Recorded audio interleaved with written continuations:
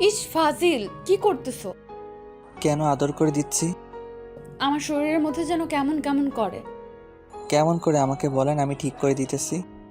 তুমি জানো না কেমন করে? মনে হয় আমি পাগল হয়ে যাব। তুমি বুঝতে পারো না জান? এমন কেন মনে হয়? আর কবে থেকে মনে হয় এমনটা? এমন করে দুষ্টুমি করলে তো হবে। আর তুমি জানো না কবে থেকে এমনটা হয়? খুব বেশি কি খারাপ লাগে? আর জানতাম না তো। আপনি তো আমাকে কখনো বলেননি। আপনি চুপচাপ থাকেন। আরে বাবা, খারাপ লাগবে কেন? এটা তো এরকমই হয়, আমি বুঝতে পারি। আর কবে থেকে হয় সেটা তোমাকে বলতেছি, কিন্তু কবে থেকে তুমি আমার শরীরে স্পর্শ দিতে শুরু করেছো তবে থেকেই এমনটা হচ্ছে। আর খুব সুরসুরি লাগে, আমার মনে হয় আমি মরে যাব। ও এই কথা। এটা অনুভূতি বলে আপনি বুঝতে পারেন না। এটা ভালোবাসার সুখ, আর সব মেয়েরই তো এরকম হওয়ার কথা। তাহলে আপনার হবে না কেন?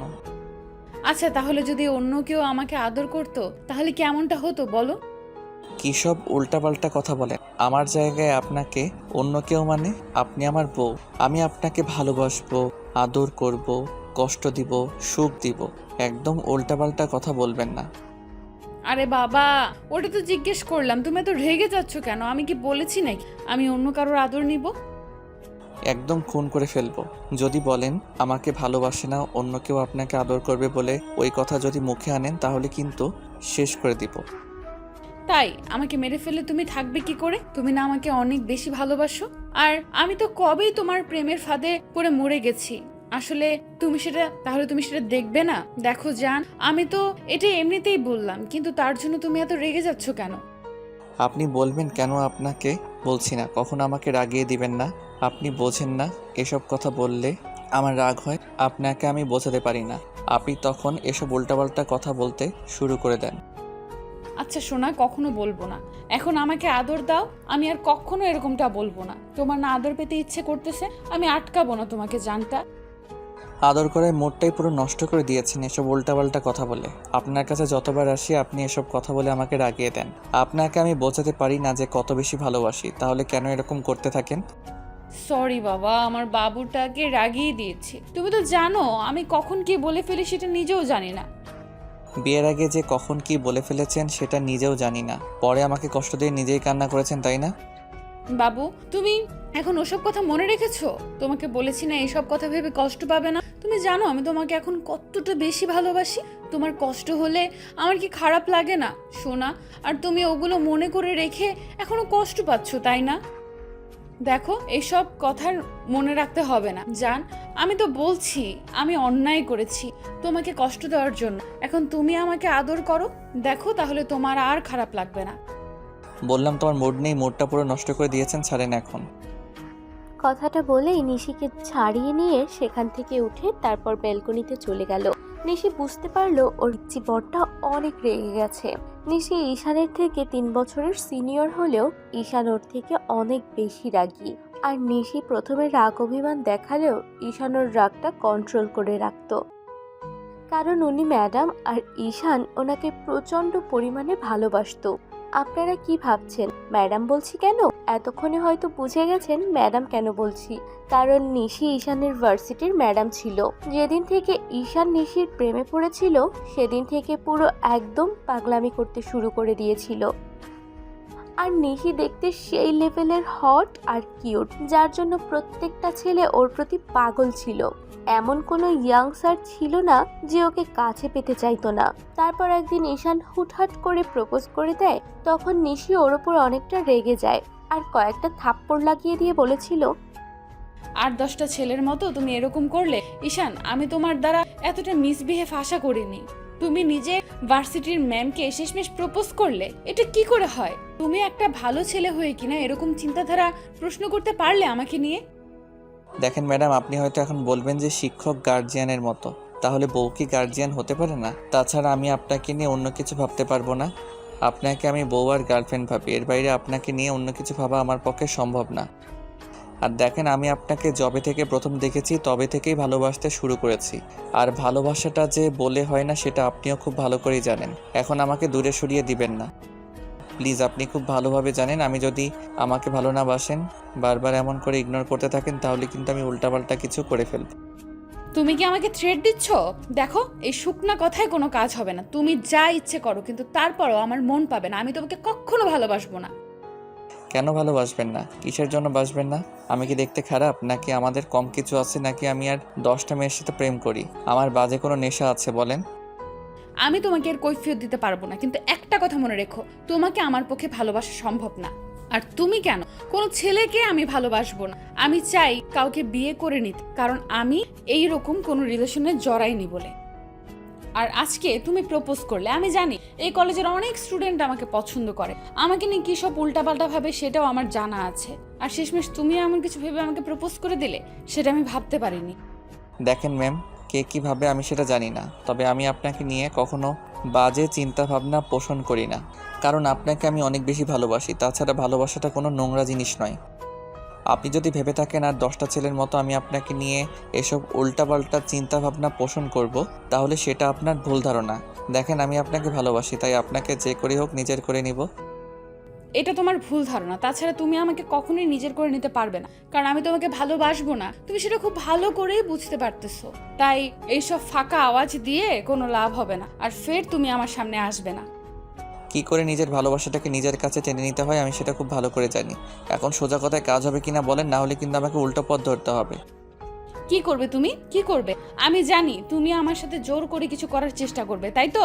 আর তুমি যে এত বাজে চিন্তা ভাবনা পোষণ করো সেটা আমি জানতাম না। ঠিক, আমাকে নিয়ে তুমি এতটা বাজে চিন্তা ভাবনা করো জানতাম না। আমি ভেবেছিলাম তুমি ভালো একটা ছেলে, কিন্তু শেষমেশ তুমি যার 10 জনের মতো চিন্তা করো সেটা আমার ভাবনাতে আসছে না।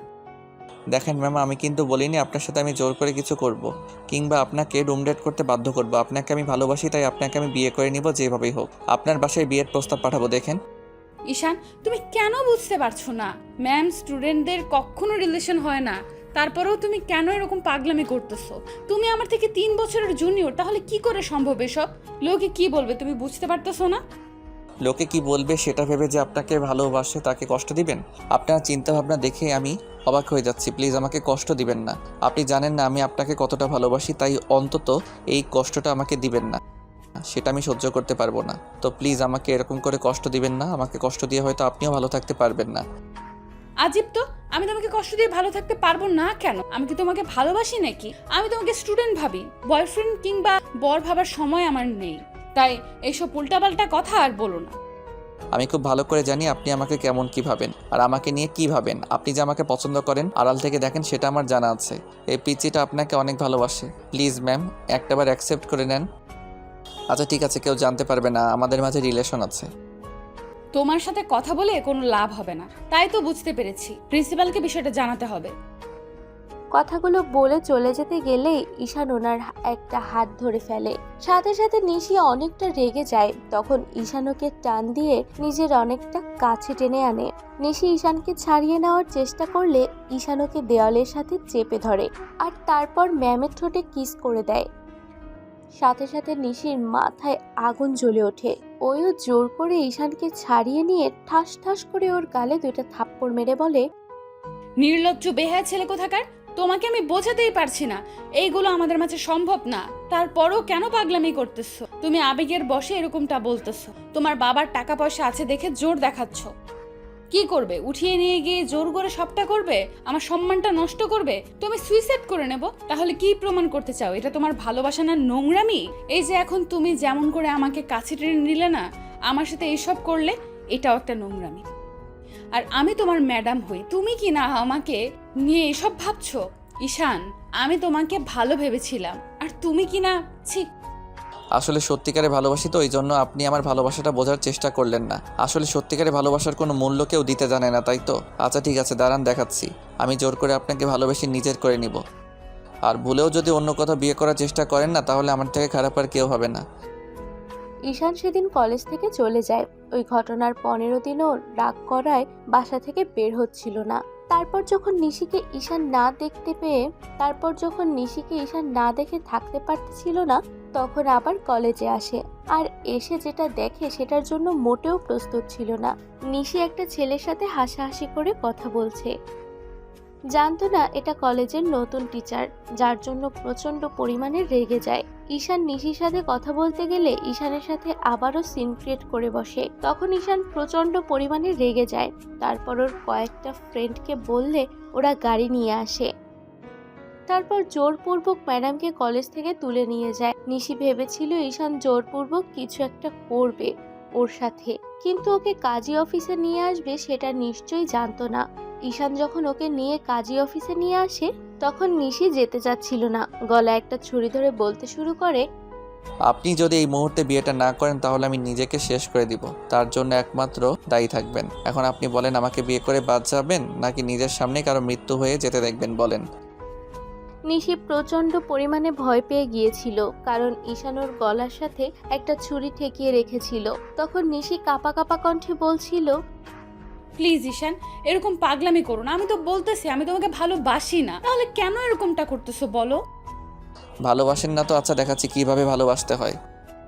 ঈশান যখনই গলা বরাবর ছুরিটা চালিয়ে দিতে যাবে নিশি ওকে চাপটে জড়িয়ে ধরে আর ফুপিয়ে কান্না করে ওঠে। ঈশান একটা মুচকি হাসি দিয়ে ওকে জড়িয়ে ধরে বলতে শুরু করে, এত বেশি ভালোবাসেন দেখেছেন, শুধু শুধু পাগলামি করলেন। এত কষ্ট হতো আমার, বলেন। নিশি কান্না করতেছিল। তখন ঈশান ওকে কাজের সামনে নিয়ে গিয়ে বসিয়ে দিতেই নিশি কোনো কিছু না ভেবে বিয়েটা করে ফেলে।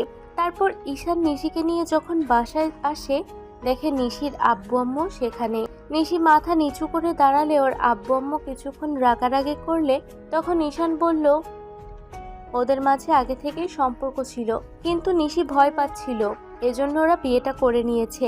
নিশি ভাবতেও পারেনি ওর স্টুডেন্টকে বিয়ে করে নিতে হবে। আর নিশি ঈশানকে পছন্দ করে না তেমনটা, বয়সের ডিফারেন্সের জন্য ওকে দূরে সরিয়ে দিত আর ওকে নিয়ে ভাবতো না। কিন্তু একবার যখন বিয়েটা করে নিয়েছে তাহলে তো মেনে নিতেই হবে। তো এই ঘটনার পর পুরো একটা মাস ঈশান নিশির কাছে যায়নি। তারপর যখন ঈশান ওর সামনে দিয়ে অন্য মেয়েগুলোর সাথে হাসাহাসি করে কথা বলতো, প্রেমের নাটক করত, তখন নিশি অনেক বেশি কষ্ট পেত। তারপর একটা দিন যখন নিশি কান্নাকাটি করে ঈশানকে মেনে নেওয়ার জন্য বলে, তখন ওর উপর রাগ করে থাকতে পারেনি। তো ঈশান যেতেই নিশিও বেলকনিতে চলে গেল। নিশি রাগ করে আকাশের দিকে তাকিয়ে আছে। তখন নিশি আর কোনো উপায় না পেয়ে ওকে পেছন থেকে জড়িয়ে ধরলো।